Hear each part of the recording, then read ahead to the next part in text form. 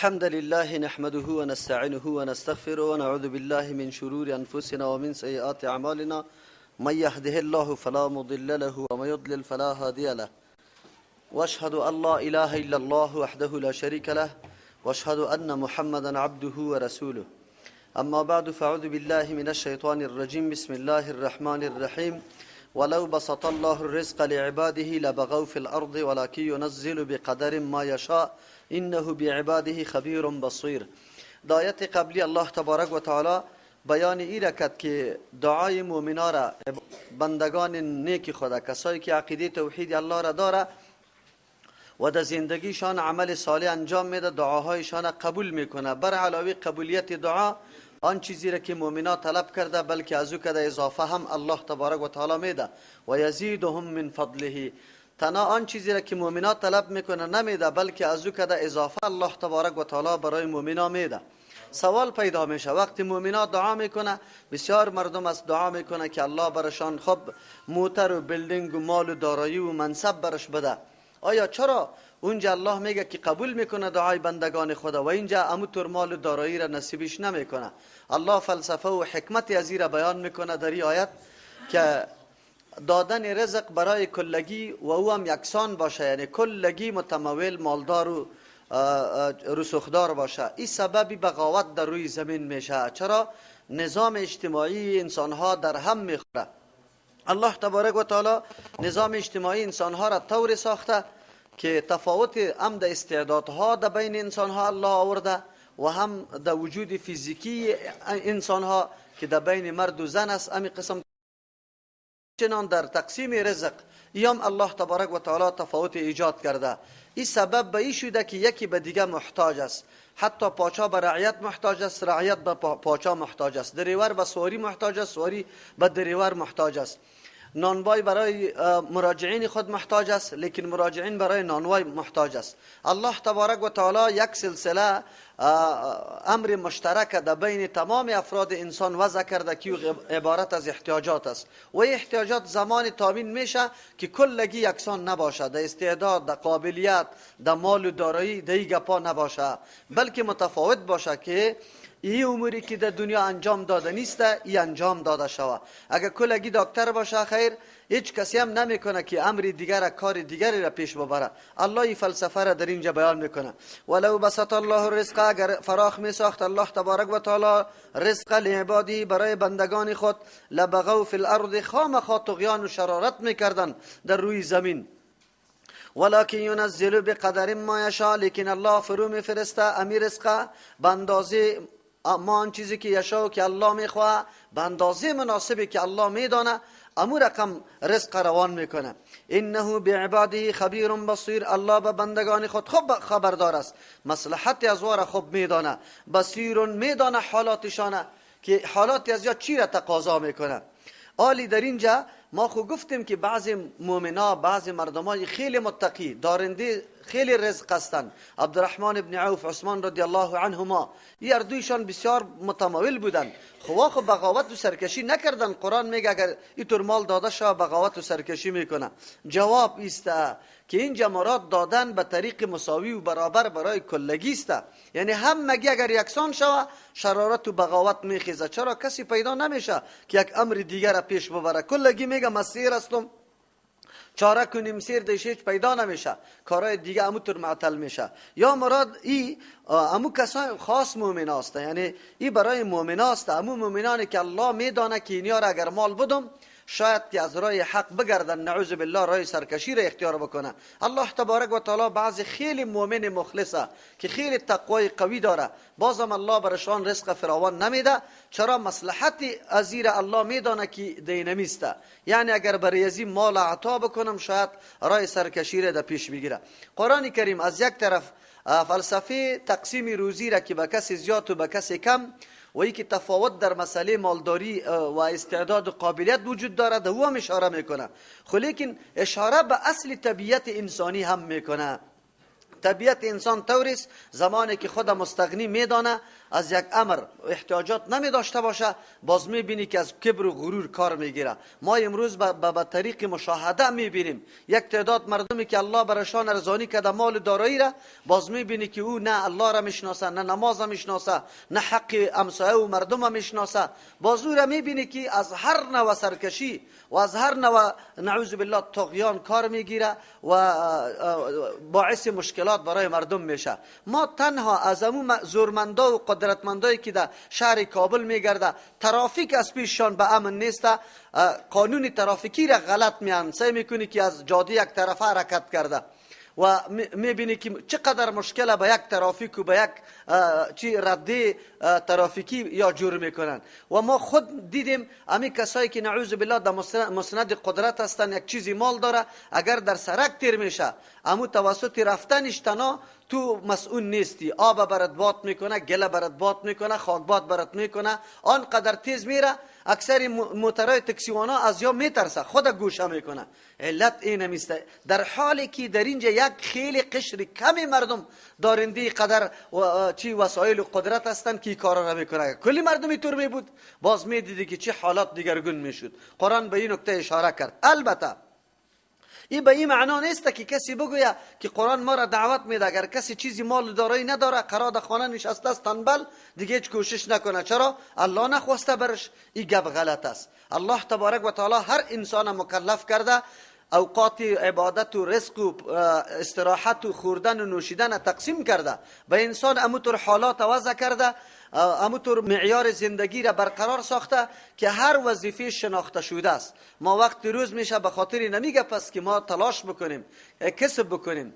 منظوری آیت است اگر یک انسان با تمام خرج کردن تلاش های خود، یعنی با او قوت و توانایی که داره که میره طلب کسب حلال میکنه، رزق کمایی میکنه، اگر برش حاصل نشد آلی دیگه خفگان نکنه، مایوس نشوه. چرا که از جانب الله تبارک و تعالی مصلحت برای انسان اینمی قدر بوده. خود انسان مصلحت خود نمیفهمه که آینده من دوچار کدام فکر میشم و آینده من دوچار کدام قسم حرکت ها میشم. الله هست که مصلحت میدانه. از امو خاطر وقتی میبینیم خیلی عالم است، خیلی کارگر است، خیلی توانمند است، لیکن بازم دروازه های رزق سرش بسته است، این دلیل بالای از این شدن نمیتونه که الله به نزد الله مبغوض است، بلکه الله خواسته که همی بنده مدمی حالت برش خوب است از اینکه در حالت بعدی بره. یعنی تغییر و انقلابی که دیمیه شاید باعث گمراهی انسان شود. اما این طورم نیست که انسان تلاش نکنه، کسب و کمایی نکنه، پشتش نگرده. نه، پشتش بگرده. بعد از اینکه گشت اگر چیزی حاصل نمیشه اتکا بکنه به مو تقسیم الله تبارک و تعالی، چرا که در حقش خیر است. قرآن میگه بر ما میگه در اینجا ولکن ینزل بقدر ما یشاء. معلوم شد که دادن رزق هم در اختیاری الله تبارک و تعالی است. بس انسان های خیلی زیاد میبینیم که بسیار کوشش میکنه، شب و روز میدوه، اما در آخر کاسهش رنگ نمیگیره. اما بس مردم بسیار تنبل است، هیچ کارم نمیکنه. یک مرتبه در بازار میره میبینی فایده خیلی زیاد کرده. این کلش امتحانی الله تبارک و تعالی است و همه تقسیم ارزاق در اختیار الله تبارک و تعالی است. از او خاطر الله نمونه امی تقسیم به طور دیگه بر ما پیش میکنه. و هو الذی الله ذاتی است ینزل الغیث، که بسیار کرد روان میکنه باران من بعد ما قنطوا، پس از اینکه مردم بالکل ناامید شدن. و ینشر رحمته، پراگنده میسازه رحمت خدا، آثار رحمت خدا هر طرف پراگنده میسازه. از یک طرف الله دلایل توحید و قدرت خدا بیان میکنه و از طرف دیگه ذکر نعمت‌ها را میکنه که انسان باید اگر از یک نکته محروم از نکته دیگه محروم نیست. انسان باید یک طرف نبینه. با تاسف که امروز نعمت به اصطلاح مردم عبارت از پول و بلدنگ و موتر و گپاست، حالان که نعمت ها متنوع است.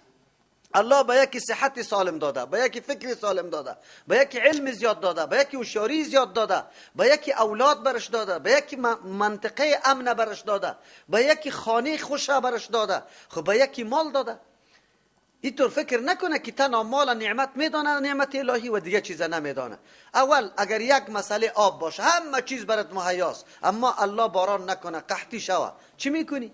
از نعمت الله محروم میشی. نمیبینی که الله تقسیم باران خدا به سیستم میکنه؟ در کدام جایی که نیازمندی باران است، همونجا الله ابرا را توسط باد حرکت میده و میبینی که اونجا باران میشه. الله به می یاد میکنه امی باران کردن در یک منطقه و در دیگه منطقه نکردن در اختیار انسان نیست. این همی قسم تقسیم رزق هم الله تبارک و تعالی در اختیار داره، این در اختیار کسی نیست. خو غیر از او الله به یک قانون عمومی خود اشاره کرد که وینشر رحمته. رحمت الله بسیار پراگنده میشه. رحمت الله چیست؟ باران است، آفتاب است، روز است، مهتاب است، تاریکی شب است، گیاه ها است، حیوانات است، صحت است، همه چیزا آثار رحمت الله است و الله پراگنده کرده، به عموم مردم نصیب کرده. حالی ببینیم حیات یکی از جمله نعمت های بزرگ است، الله به کلگی نصیب کرده. پس چطور شده میتونه که انسان یک نعمت فراموش بکنه و منظوری نظرش فقط یک نعمت باشه که او هم عبارت از مال است؟ کدام مال؟ مالی که سبب هلاکت انسان هم میشه و سبب رفعت انسان هم میشه. اگر به دست مردم واقعیت شناس بود، مردمی که بصیرت داشتن، واقعا از مال خود بسیار استفاده عظیم میکنه، در جای مصرف میکنه که برای خود چیزی را آماده کنه، الله برش ثواب بده، و اینطور میشه که همین مال سبب هلاکتش میشه، نعوذ بالله. به سبب همین مال داخل جهنم میشه، حقوق الله را مراعات نمیکنه. از او خاطر انسان توجهش یک طرف نباشد. و هو الولی الحمید. الله تبارک و تعالی ولی است، کارساز است. الله کلی کارها را الله میسازه. ولی یک معنا. و هو الولی، الله دوست است، محبت داره با کلگی، از خاطر آثار رحمت خدا به کلگی داده. الحمید، البته این جمانای ولی دوستی معنا نداره که او محبوبش است. دوستی معنا که الله دوست نداره که کسی را از رزق عام خود محروم بسازه، یعنی میده، مثل صحت، حیات و رزق، مال، دارایی ایره. البته اینطور دوستی که الله او را خوش کنه. کفار خوشی الله تبارک و تعالی نیست. الحمید، قابل حمد است، یعنی چون کارسازی الله منظم است، قابل ستایش هم است که الله تبارک و تعالی این طور انتظام مخلوق کرده. و من آیاته خلق السماوات والارض، از جمله نشانهای قدرت الله یا دلایل توحید الله یا نعمتهای الله، خلق السماوات والارض، پیدا کردن آسمان ها و زمین است. و ما بث فیهما، و آن چیزی را که پراگنده ساخته، فیهما گسترده ساخته، فیهما در دو زمین آسمان، من دابتن، از هر زیروح جاندار. در اینجا اشاره میکنه که الله مخلوقات متنوع را پیدا کرده. تو انسان تنها ما حول خود میبینی، در حالی که 7 زمین است، 7 آسمان است، در بین ازی که کدام جاندارا را الله پیدا کرده، به هر کدام رزق میده، راه رزقش بر هدایت کرده، راهنمایی کرده. الله تبارک و تعالی در اونجا هم تفاوت وجود داره، اونجا هم تفاوت حاکم است. پس تو انسان چرا درک نمیکنی؟ واقعیت نظام حیوانات، پرنده ها را، گیاه ها را، هر کدامشان رزق داره، الله برش مهیا کرده. در فیهما اگر زمین راجع به آسمان و زمین است، معلوم میشه که در بین آسمان ها الله مخلوق زندجانی را شاید پیدا کرده باشه، اگرچه به ما معلومات نیسته. دابه باز در این صورت به معنای جاندار است.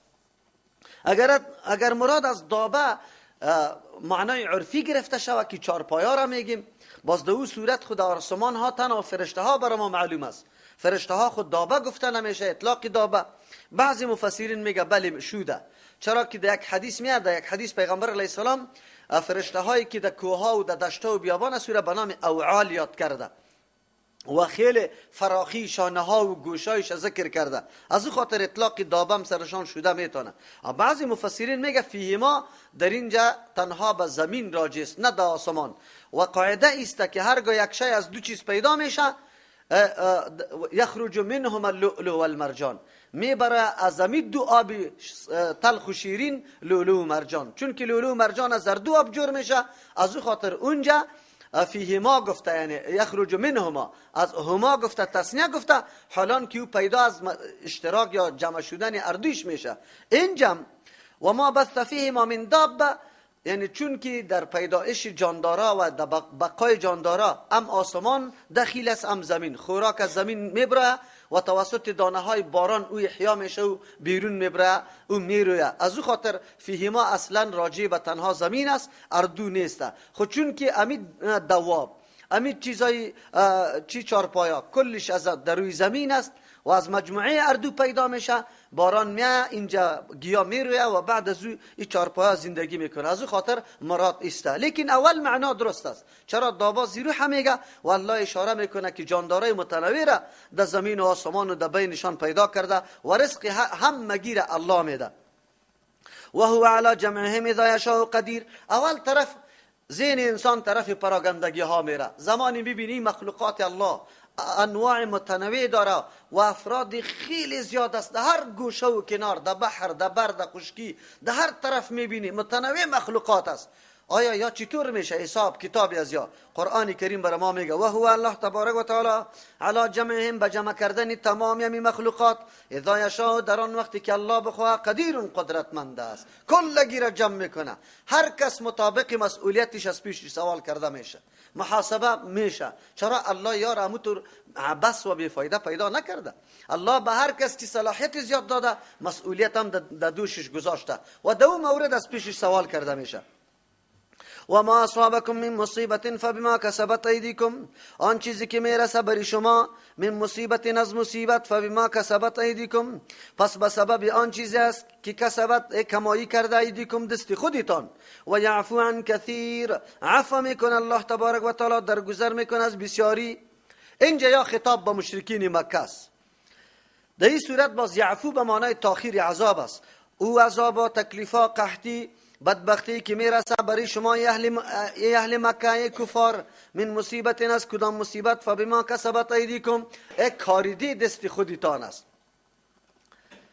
خودتان کاریده و امور درو میکنی. چرا؟ شماستی که اینطور نعمت عظیم الله را براتان روان کرده، پیغمبر و قرآن، لیکن شما برای از به او دعوت گوش نمیگیری، او را نمیپذیری. الله عذابای متنوع سرتان روان میکنه. و یعفو عن کثیر، تاخیر میکنه عذاب از بسیاری. این طور هم نیسته.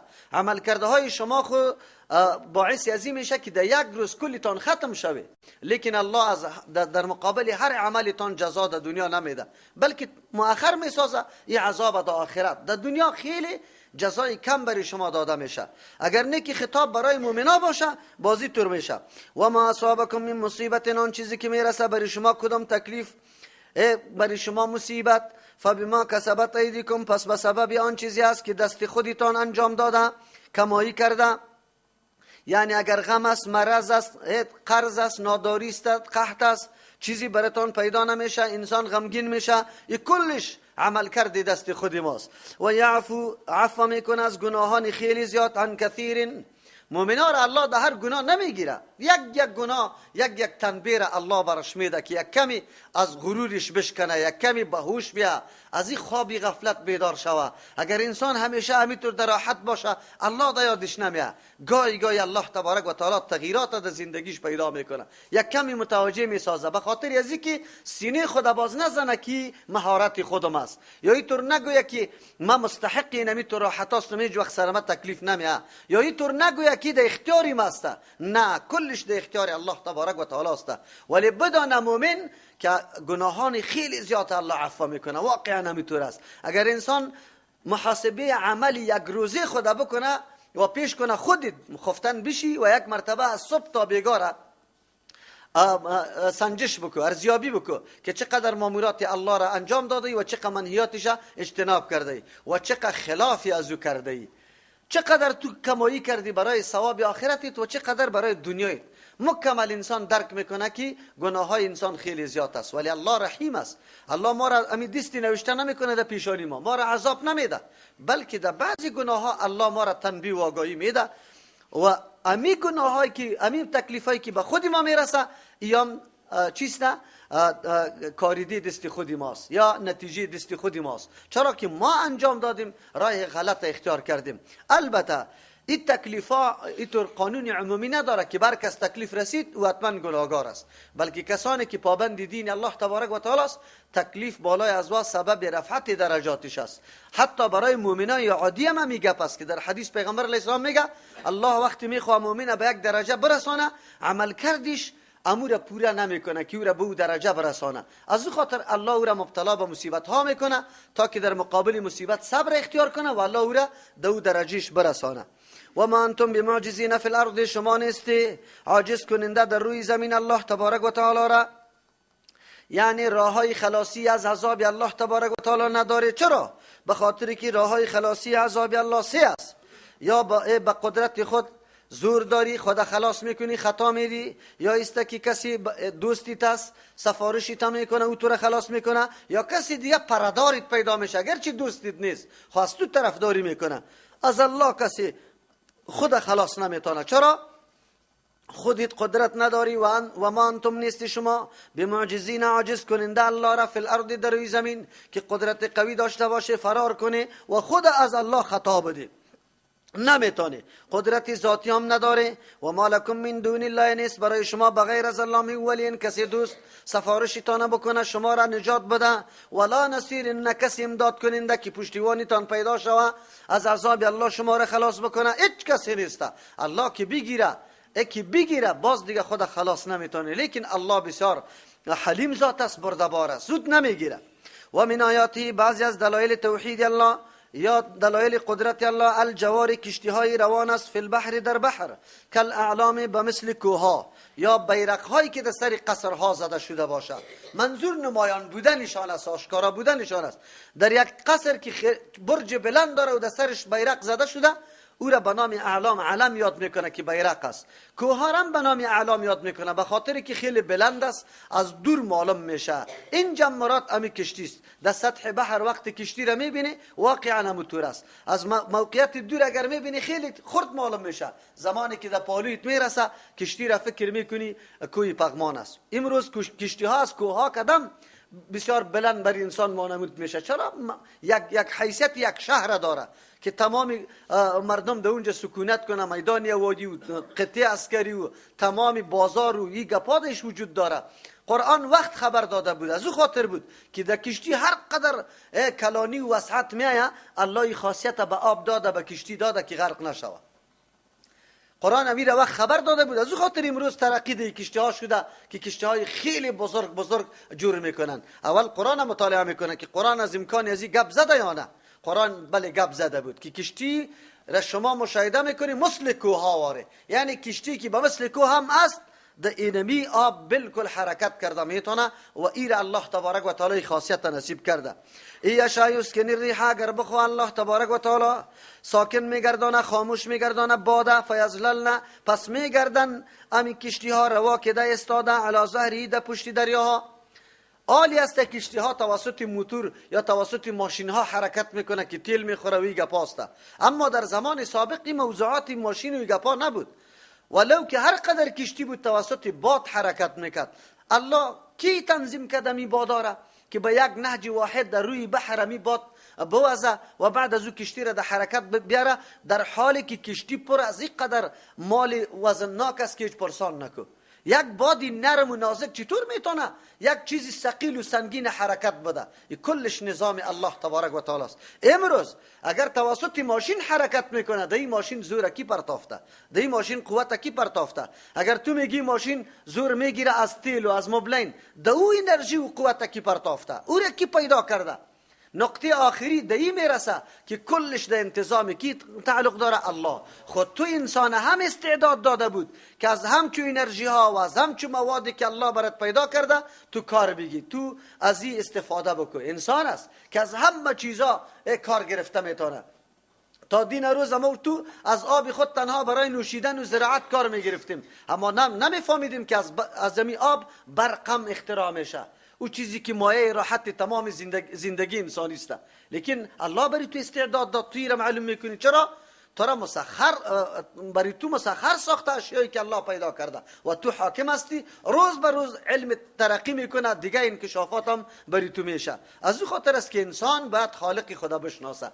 با وصف امی قدر حالات اگر کسی الله را به وحدانیت نمیشناسه از او قدر جاهل دیگه کسی نیست. ساینسدانای امروزی که الله را نشناسه و دانشمند نیست و جاهلاست. چرا امی قدر فکر نمیکنه کی خاصیت‌ها را کی پیدا کرده؟ این استعداد کی برام داده که من قدر توانمندی دارم با ترکیب بعضی چیزای دیگری را ساخته میتونم؟ امیر کی داده؟ این فی ذلک یقینا دینمی امری که تیر شد، یعنی دی کشتها آیات دلایل یا نشانه های قدرت بزرگ الله است. چرا باد میبینی چه قسم حرکت میکنه، کشتی را میبینی چه خاصیت الله برش داده، آب میبینی چرا نرم است، هموار است، از یک نقطه در نقطه دیگه پستی بلندی نداشته باشه. چرا الله وضعیت اختیار کرده برای بندگان خود؟ انسان باید در هر کدامش علیحده فکر بکنه.